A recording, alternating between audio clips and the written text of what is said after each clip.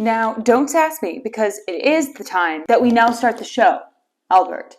Life can't revolve around your timing, so wake up.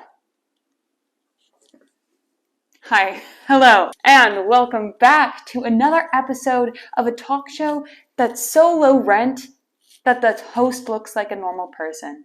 It's me, Isabel. Hi, how are you doing this week? I hope you are well. And if you're not well, I hope that you feel like you're moving forward soon. That sounds good, doesn't it? So welcome back. This is The Growing Show, a show for all ages that is dedicated to growth and development as a person. We're just like plants, are we not?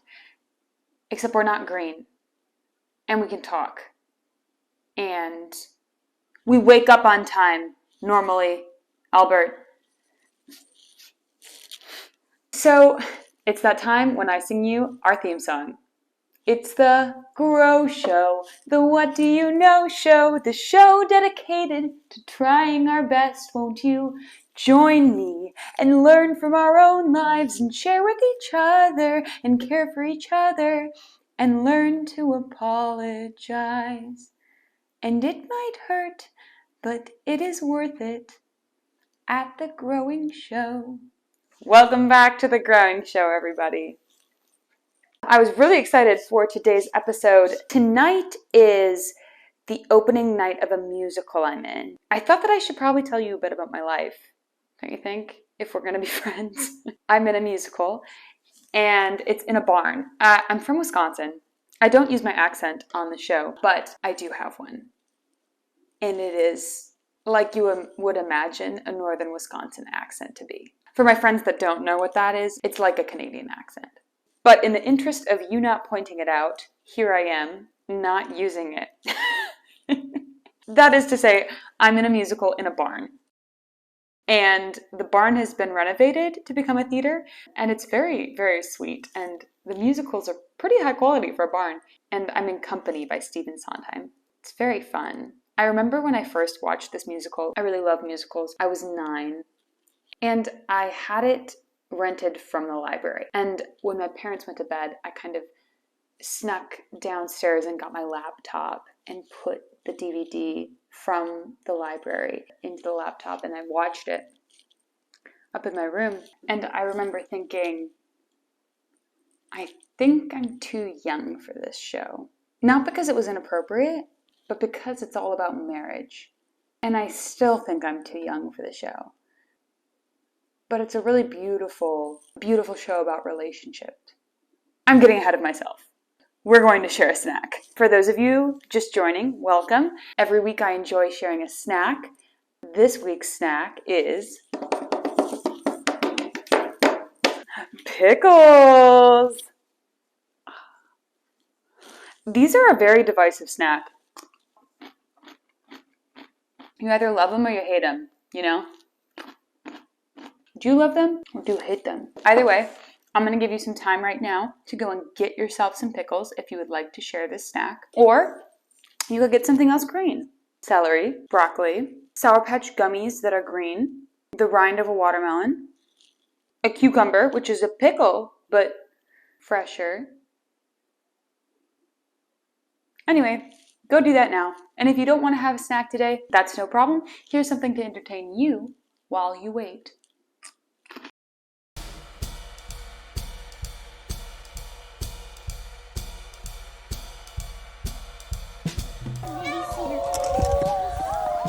While you were in the prairie? I saw maybe 6 or 7 butterflies.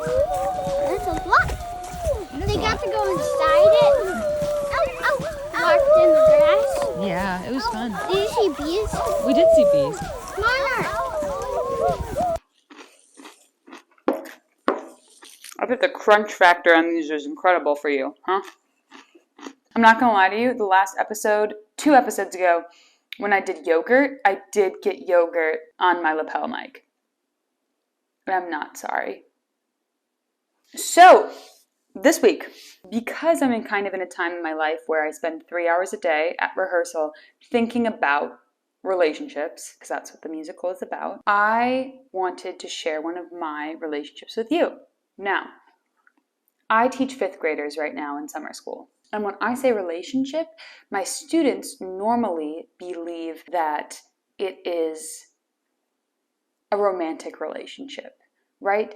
That's not the only sort of relationship that's out there. And I'm going to talk about one relationship that is explicitly not romantic today. So when I say relationship, I just want you to know what I mean. Isabel, how are we going to learn today if you don't have any stories from outside listeners yet? Great question. And the answer is here. These are all the journals that I've written from when I was a wee little kid until now. The ones that I could find anyway. I'm kind of excited because as I find new writings that I've done, I can share them with you. So exciting. Anyways, today I'm going to do something a little bit different than the journals. It's still my writing, don't worry, and I still am waiting for you to send in your stories of growth. But here's what I have today.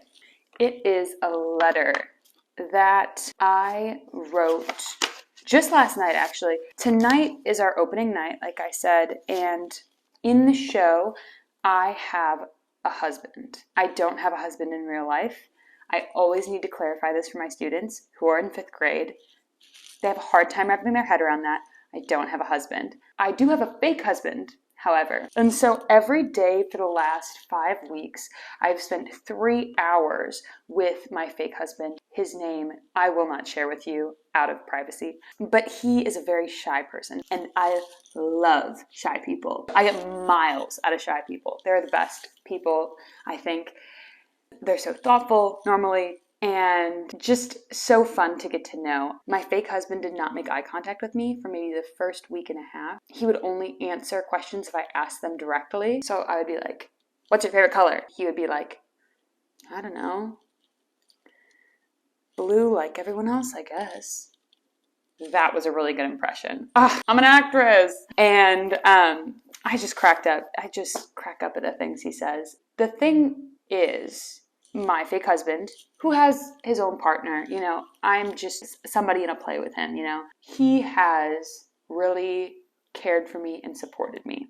And I have come to really appreciate who he is as a person. And we have built a relationship, not romantic for those of you in the back, but a relationship that is incredibly strong and valuable to me. The thing that's interesting is that it's only for a short period of time.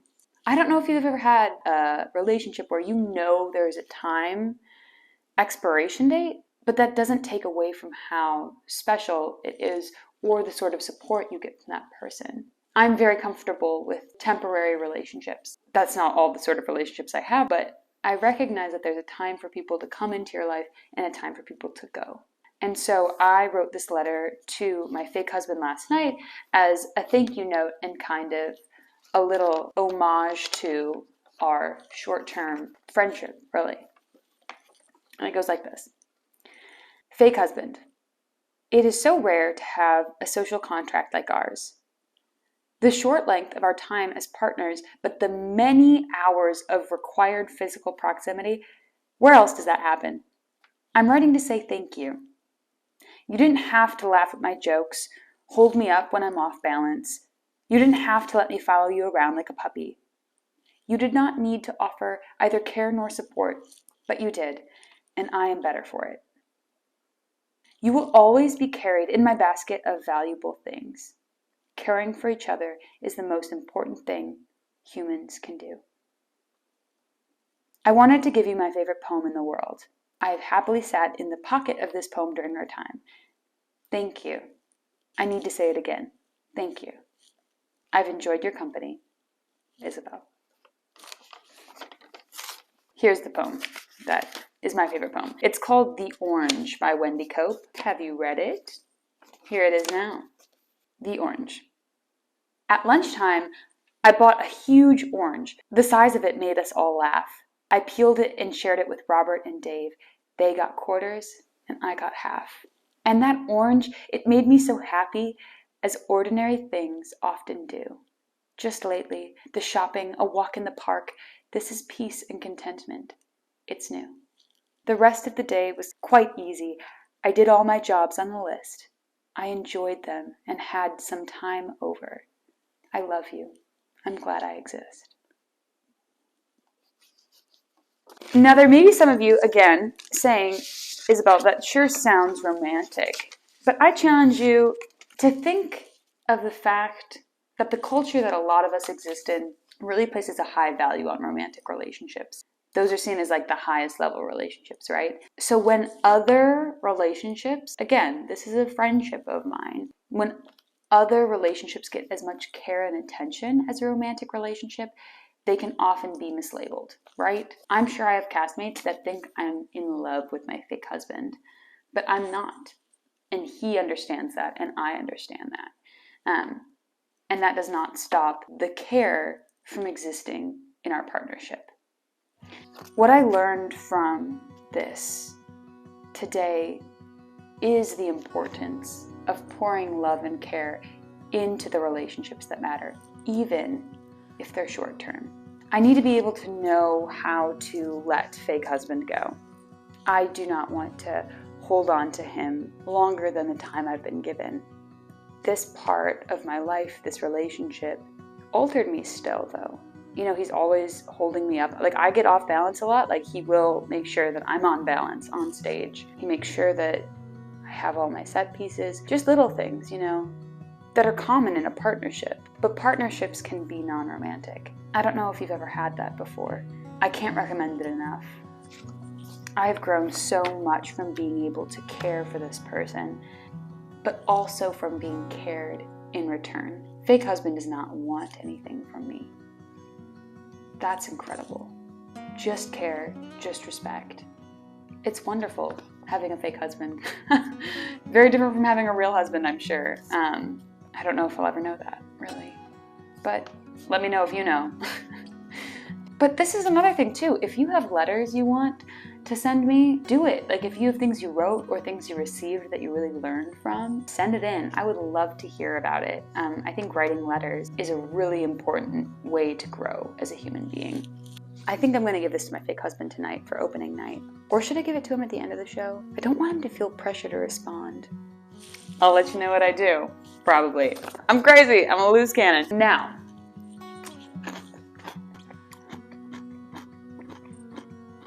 I was just laying awake last night, thinking about how lucky I am to really be awake to the people that come in and out of my life. I feel lucky to care for them.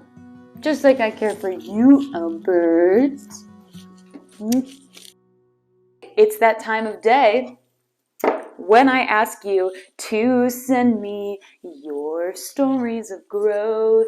Please do it. Or it will just be me talking to you about my personal growth, which you might like, but I want to hear from you. I forgot to say my thing. As we go through things and grow through things. There it is. There it is. So send me your letters. Send me your journal entries. Send me the letters children write or things that you've received. Letters, cards, stories of growth that you write via email. How have you seen yourself grow? I want there to be less growing that happens at other people's expense.